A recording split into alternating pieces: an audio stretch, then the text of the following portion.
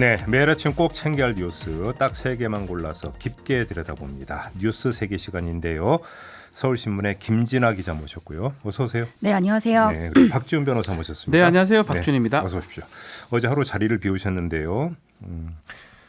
상임 팟캐스트에서 발언이 논란이 됐습니다. 네, 네, 변호사님. 말이 좀 그래서 뭐 좀 성적 불쾌감이라든지 이런 것들을 뭐 줬을 수 있기 때문에 네. 그 부분 좀 사과를 좀 해야 될 것 같습니다. 청취자분들도 뭐 아마 기분 안 좋게 들은 분도 많았을 것 같고요. 네, 사과를 하겠습니다. 알겠습니다. 예. 자, 뭐 이렇게 뭐 입장을 네, 밝혀주셨으니까. 그것 때문에 뭐 출연을 좀 못했던 부분도 있고요. 네.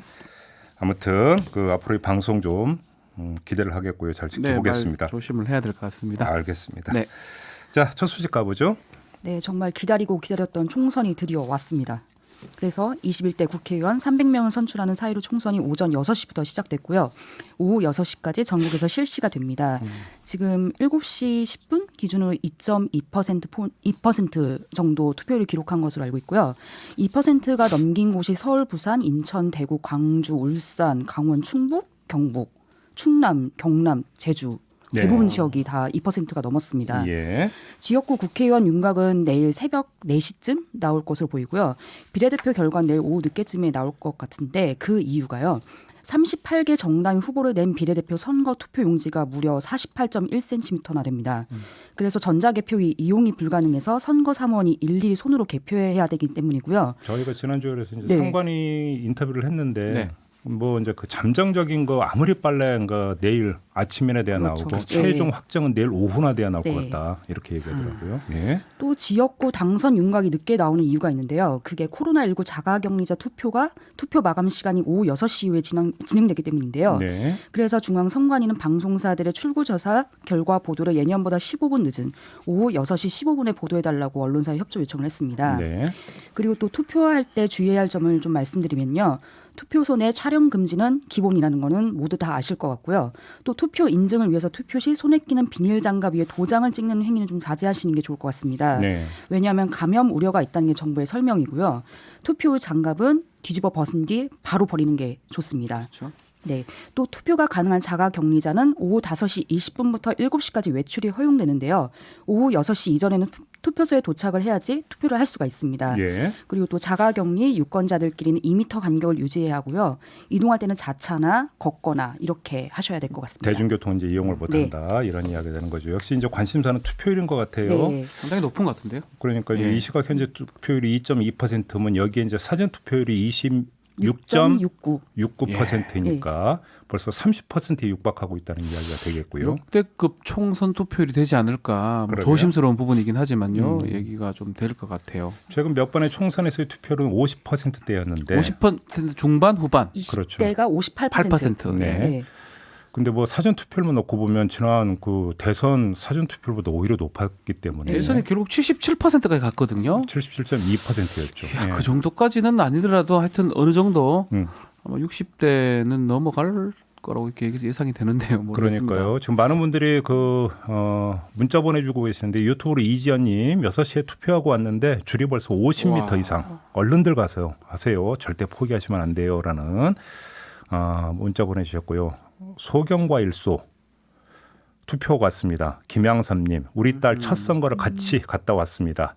그다음에 피터 한님 투표하고 왔습니다라고 보내주셨고요. 2190님 부지런히 일어나서 아이 밥 준비하고 투표하러 갑니다라는 이렇게 또 문자 보내주셨는데 예.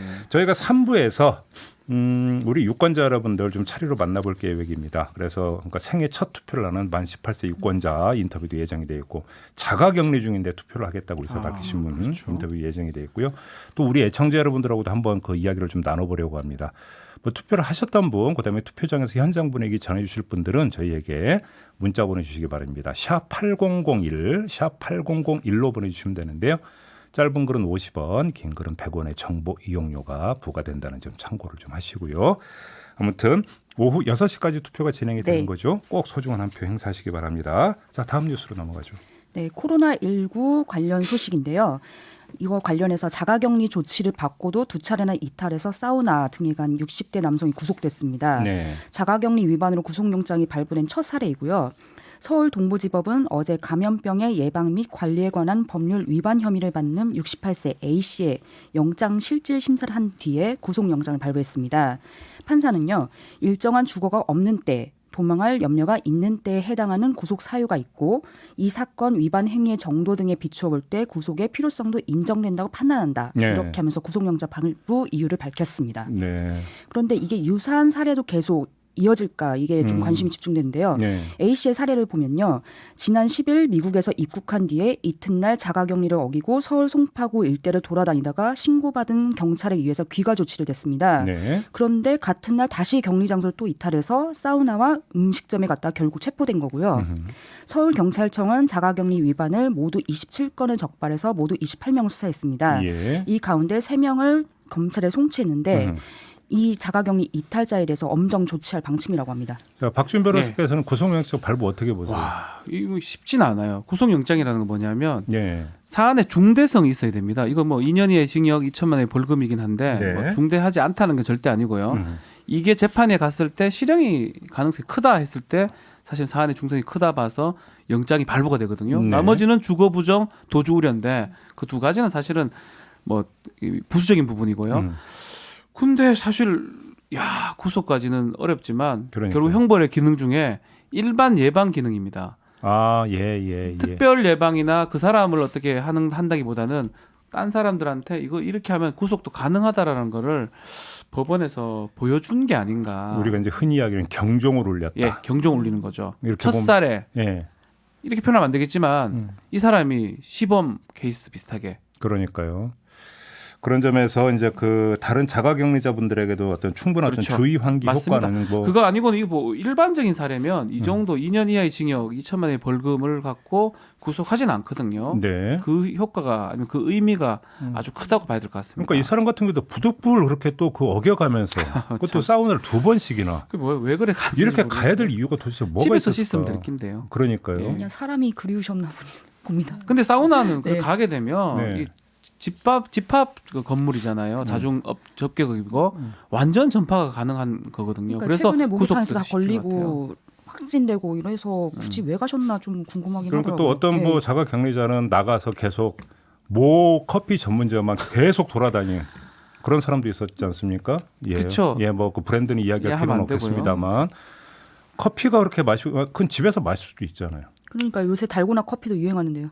한 몇백 번씩 젓는 그 커피. 아, 네. 저도 그 얼핏 들었어요. 10,000번인가 저으면 뭐 네. 이게 근데 정말 정성과 노력을 기울이면 만들 수 있는 그 전설의 커피 달고나가 있습니다. 네. 근데 팔 네. 떨어져 나가는 거 아닌가요? 꼭 그렇게 그만큼 커피 노력을 마셔야 하시면 맛있는 커피를 먹을 수 있다는 그러니까 얘기입니다. 그 노력을 그러니까 꼭 그런데 해야 되냐? 노력을 해야 됩니다. 전파 네. 위험성도 보는 것 같아요. 법원에서. 네. 그냥 만약에 나갔고 자가격리 지침을 위반했는데 네. 정말 혼자서 산책했거나 이러면 그래도 봐줄 여지가 있는데 음흠. 다중이 이용하는 곳에 가서 전파할 가능성을 크게 내포한 거거든요. 그렇죠. 그것 때문에도 구속을 시킨 걸로 좀 생각이 근데 됩니다. 어디서는 또 신체 자유를 너무 제한하는 게 아니냐고 이렇게 글이 올라오더라고요. 굳이 뭐 이렇게 구속까지 하지 않고 좀 더 격리 시설에 강하게 이렇게 제한 두는 게 어떻겠냐 이런 얘기도 있는데 저는 그냥 경종을 울렸다. 예. 정도로만. 구속은요. 예. 사실은 수사의 필요성 때문에 하는 거거든요. 음. 수사를 함에 있어서 불구속으로 수사할까 구속으로 수사할까 이건데 네. 사실은 자가격리 위반한 사람이 이거 뭐 다른 범죄가 했을 리는 없는 거고 그러니까요. 그만큼 아무튼 시범 케이스 같습니다. 예, 근데 타이밍상으로도 상당히 이제 그 유에서 봐야 되는 게 지금 이제 그 강력한 어떤 사회적 거리두기를 조금 완화해서 생활 방역으로 넘어가느냐 마느냐. 네. 라고 하는 지금 분기점이 와 있다 이런 이야기를 좀 많이 하고 있는 상황에서 이렇게 되면 분위기가 이제 자칫 느슨해질 수 있는 건데 이렇게 구속영장 발부라고 하는 예상하지 못한 네. 강경 초강수입니다. 어떤 초강수. 예, 결정이 좀 내려졌다고 한다면 또 그것이 전체 사회적으로 던지는 메시지도 상당히 크죠. 크다 크죠. 이렇게 봐야 예. 되겠죠. 근데 가장 기본은 역시 자발적인 협조 이게 가장 기본이 돼야 됩니다. 그렇지 않기 때문에 이런 현상이 또 벌어지는 거 아닌가 싶기도 하고요. 자 마지막 뉴스로 넘어가죠. 네, 북한이 어제 발사체 수발을 발사해서 그 배경이 무엇인지 관심이 쏠리고 있는데요. 네. 합동참모본부에 따르면 북한이 어제 오전 7시부터 약 40분간 강원 문천 일대에서 단거리 순항 미사일로 추정되는 발사체 수발을 발사했습니다. 네. 사거리는 150km 이상으로 파악됐고요. 네. 북한의 순항 미사일 발사는 2017년 6월 이후 약 3년 만인데 올해로선 5번째 미사일 발사라고 합니다. 네. 북한이 발사한 미사일은 금성 3호일 가능성이 크다고 추정이 되는데요.